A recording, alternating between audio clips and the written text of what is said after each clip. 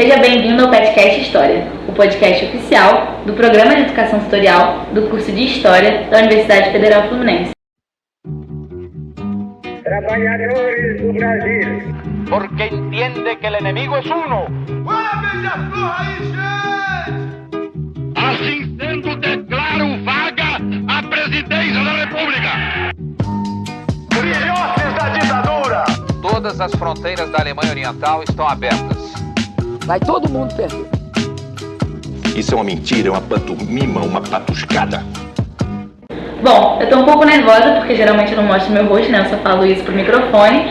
Mas a gente tem um motivo muito importante para estar aqui, porque a gente está comemorando o episódio 100 e a gente resolveu fazer um vídeo ao invés do tradicional áudio, né? Então, se você estiver estranhando um pouco, esses são os rostos das vozes que vocês tanto conhecem. Bom, eu sou a Gabriela, eu tô no PET desde 2022 e essas daqui são as minhas amigas. Eu sou a Camille, estou no PET desde 2023. E eu sou a Nath, eu estou no PET também desde 2023.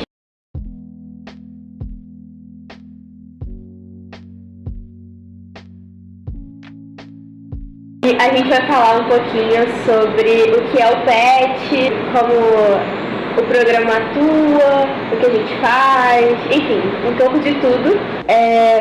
Um pouco da gente também, eu acho, pessoalmente, né, como petianos, como isso agregou na nossa formação. Primeiro eu começo dizendo que o PET História UF é o Programa de Educação Tutorial do curso de História da Universidade Federal Fluminense, que é vinculado ao Ministério da Educação e tem como objetivo principal desenvolver atividades que trabalham principalmente com interdisciplinaridade e em torno do tripé ensino, pesquisa e extensão.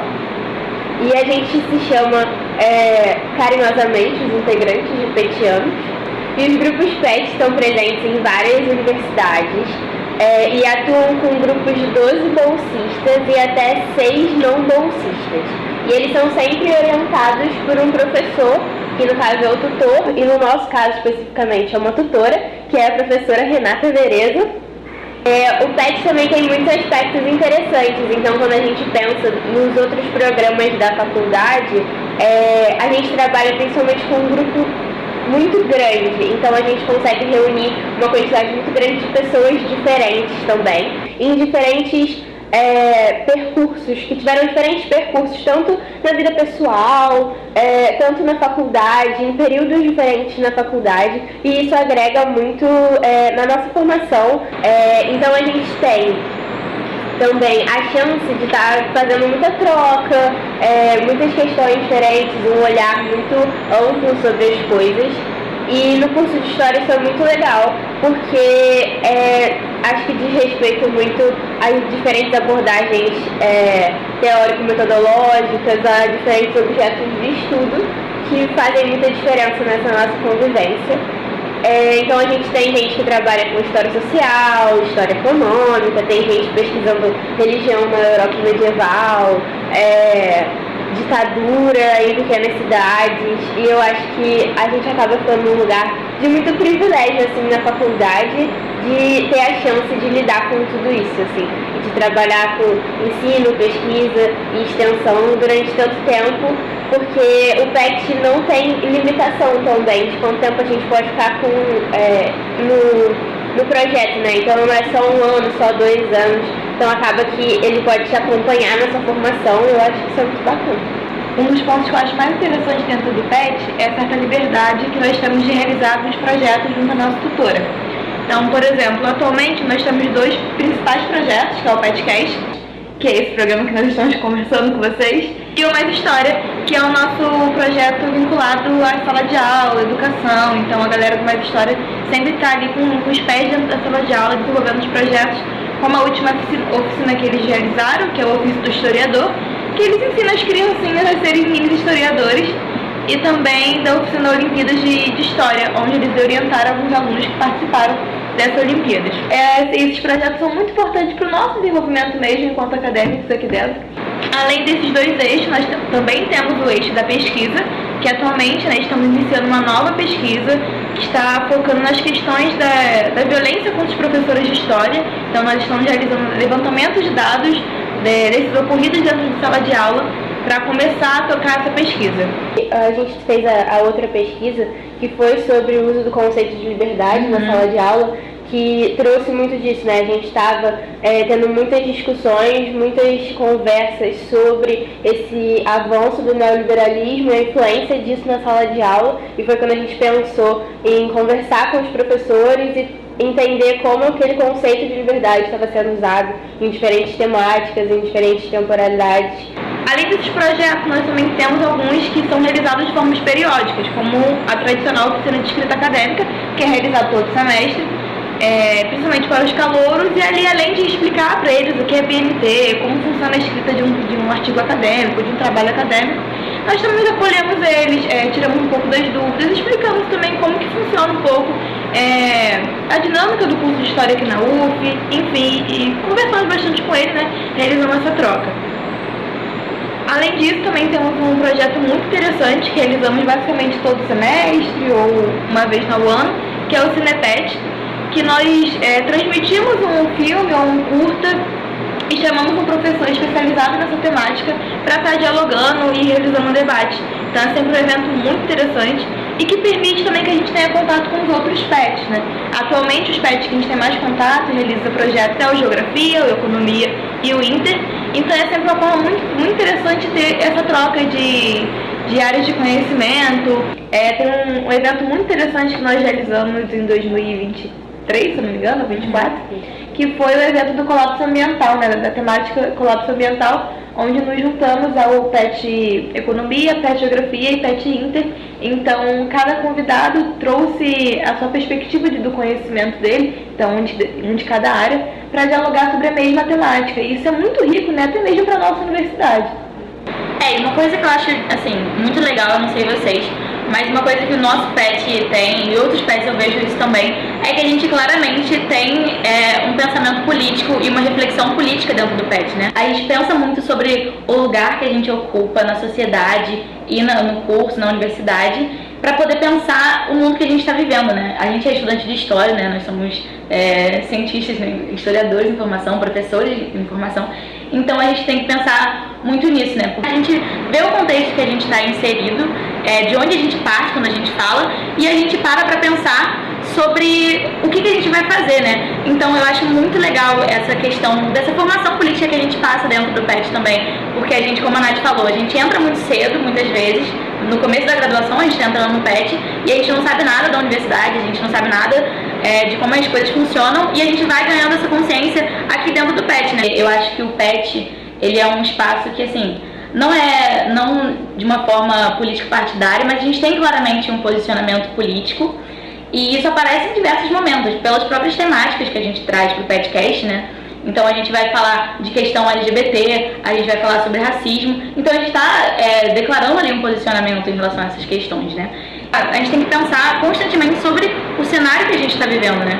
E a gente está vivendo um cenário de intensificação das medidas neoliberais, uma volta do conservadorismo, ascensão do neofascismo mundialmente, e a gente tem que pensar, tipo, qual é o nosso lugar aqui? O que a gente está fazendo aqui dentro, assim, enquanto estudante de história, enquanto cidadão, enquanto PET também, né? E aí a gente também está vivendo uma descredibilização das ciências, né? A gente vê isso tanto nas ciências mais naturais, né? A gente viu muito isso na questão da pandemia do Covid, em que a questão da vacina, assim, foi completamente descredibilizada, mas a gente vê isso também nas ciências humanas, né? Então, a questão da pós-modernidade e a tirada da história como ciência, uma narrativa muito forte de que hoje a história não é ciência e que, portanto, é só uma questão de opinião, de narrativa. Então a gente se insere nesse contexto e pensa o que a gente tem que fazer, né? A gente também está falando do sucateamento da educação, então, assim, muitas vezes frustrante pra gente, porque a gente está tendo aula de educação, a gente está tendo aula de história, e a gente olha para a situação da educação no Brasil, e mundialmente também, mas no Brasil, que é de onde a gente parte, né? E a situação é dramática, e a gente fala tanto de sucateamento a nível de investimento financeiro, mas a gente também fala de um projeto de educação que não dialoga com o que a gente pensa sobre educação, né? Então a gente está falando sobre o novo ensino médio, e como ele está acabando com as disciplinas, e como que ele está transformando, criando uma educação que é voltada somente para formar uma classe trabalhadora, e que que não pensa, que não reflete sobre o meio que está inserido. E aí a gente está falando também das precarizações das relações de trabalho, a gente está falando das precarizações das relações de trabalho para os professores, porque nós somos professores, e aí a pesquisa que a gente está fazendo em relação à violência contra os professores de história dialoga muito com isso. E é isso, a gente está se pensando politicamente, a gente está pensando na sociedade o tempo inteiro. E 2024 foi um ano que a gente teve greve na UF, né? Greve dos servidores, depois greve dos professores também, que aderiram, depois greve estudantil também. E a gente trouxe a questão da greve muito forte, né? A gente esteve muito engajado na greve. E a gente teve muito a intenção de não esvaziar a universidade. Então a gente fez um evento de músicas de resistência com vários professores. Eu acho que isso foi muito importante. Eu acho que o PET tem muito essa função também de aproximar os professores dos estudantes com as coisas que a gente faz, com as coisas que a gente produz. Então a gente teve esse evento da resistência, com músicas de resistência, teve depois o evento do orgulho, mais pro final da greve. Eu acho que isso diz muito sobre os nossos posicionamentos, assim, na prática mesmo, sabe, do que a gente faz.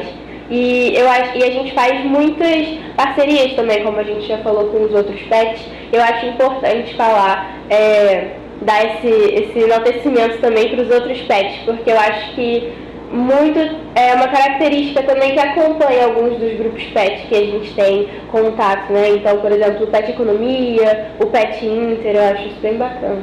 Então o PET é muito rico no sentido de formar a gente enquanto professor, né? Tem essa coisa de transformar a gente em professores críticos que vão entrar numa sala e não vão só botar o conteúdo no quadro, sabe? Que vão trazer reflexão também. E aí a gente está falando disso tudo, e como que no PET a gente vai fazer isso, né? E a gente fala não só da nossa própria formação como professor, enquanto petiano, né? Mas também o que a gente pode trazer para a sociedade, né? E aí a gente fala do podcast, que a gente está sempre trazendo, a gente sabe que a divulgação científica e a divulgação histórica é forte, mas o que a gente pode contribuir, né? Então a gente está sempre trazendo temáticas que são do nosso interesse, mas a partir de uma ótica mais que esteja de acordo com o que a gente pensa, né? E aí a gente também está falando das produções de materiais que a gente faz a partir da nossa perspectiva, né? E aí isso eu acho muito legal, a gente pode falar de como que o PET traz todas essas questões, e é um programa muito particular, né? Eu acho que é um programa, assim, fundamental, assim, não só no nosso curso, mas para todos os cursos, porque é isso, né? Junta uma quantidade maior de gente, muito diferente. Então essa pesquisa que a Natália falou sobre o conceito de liberdade, o que a gente fez foi separar vários grupos, e cada grupo ia pesquisar o conceito de liberdade num período e num espaço diferente. Então a gente tinha gente pesquisando liberdade desde a independência dos Estados Unidos, as ditaduras no Cone Sul, as descolonizações na África, então, e aí em diálogo com os professores do ensino básico, né? Então a gente tem a oportunidade de trazer as nossas referências que a gente adquire no curso para pensar, né, o que a gente quer fazer dentro do PET, né, para construir os nossos projetos, né? E isso é muito legal também. E aí é isso, né? A questão da interdisciplinaridade, a questão de ter um grupo grande, a questão de ter essa liberdade para a gente poder criar os nossos projetos. Eu acho que tudo isso torna o PET um lugar, um programa privilegiado, né? Em que a gente se sente muito acolhido e que a gente ganha voz, assim. Dialogando com tudo isso, eu acho que o PET é um programa muito importante, assim. Não só para o curso de História, mas é um programa muito importante para a universidade, porque ele vai dialogar com tudo, ele vai dialogar com a extensão, ele vai dialogar com a pesquisa, ele vai dialogar com o ensino, né?